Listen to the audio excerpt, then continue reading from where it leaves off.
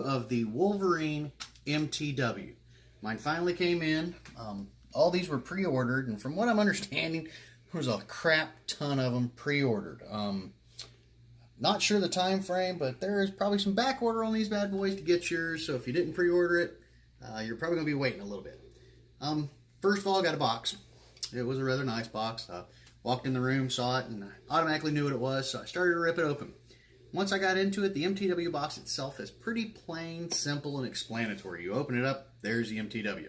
Now, once you pull the weapon system out, you look at it, and to start off, it's very well built. I mean, it's got a little bit of wobble in it, but I mean, that's going to be with any weapon system. It's a little bit more than what I'd like, but you learn to manipulate it. Of course, the charging handle, it just free floats.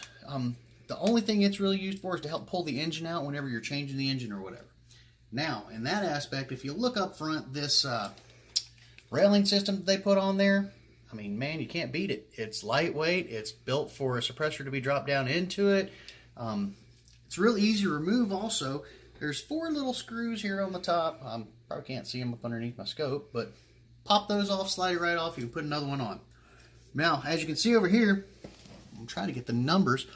There's numbers in there on that dial. That's right, you can actually see the numbers on the dial in order to set your hop up. I enjoyed that because when I was on the field, I went from 3 2s to 4 0s, and just a little click and knowing that I was already there was set and pretty standard and nice. The electronic bolt release, it works. Put the Wolverine magazine in, which I have around here somewhere. Shot all the rounds, got to the last one, it stopped working, put another magazine in, I was ready to shoot again, and all of a sudden I was like, I did something wrong, hit that electronic bolt release, and back into the game.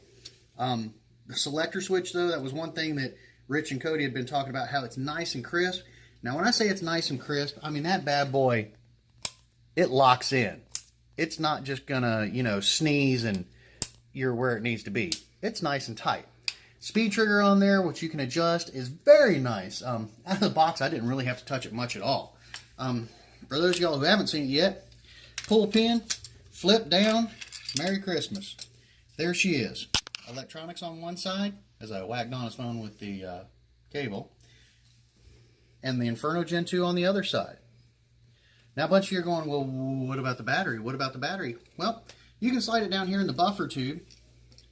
But I think what I'm eventually going to do is I'm going to slide it down and put it back in the pistol grip like I usually have. That way it's not as twisted, because some people might have an issue when you go put it back together and they may crimp everything in there. But now if you pay attention and you don't rush, you're not going to crimp anything, and then you slab it back together, it's done. Of course, I went ahead and put a minimalist stock on it, put a red dot on it and a foregrip. I'm going to do some more additions. I went out and got some bars and some key lock, and we'll see what we can do. But went down to Raptor Airsoft, played with it for the first time. That's right, I had it for probably 3 or 4 days. Didn't do anything to it. I haven't put a barrel in it, haven't put a hop up, haven't put a bucking, nothing.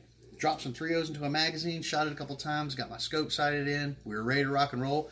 First game I went out and I had a blast. The accuracy was there, the consistency was there, the air consumption was minimal at most. I was pushing 400 right at about 80 pounds, and of course that converts over to I think 1.51 joules. Don't quote me on it, I'm not being specific, and I was using 3 2s, and then I switched over to 4 0s. Not much of a difference in between them. All I did was kick that wheel over a little bit, and it shot perfect. I mean, I was impressed. It wasn't loud, it wasn't just everywhere, it was nice and tight. That comes from that engine and that barrel and that hop up all being integrated into one right there. I mean, it's like they say out of the box, ready to shoot. Rich and the guys did a real good job building it.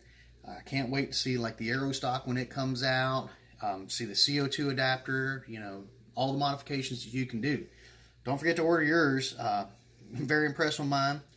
Few small little here's and there's, but like I said, I mean, it's just that little bit loose, and the only other thing is, you know, the rear nut, you have to have an AR wrench to get it off. Well, you don't have to, but it's kind of nice.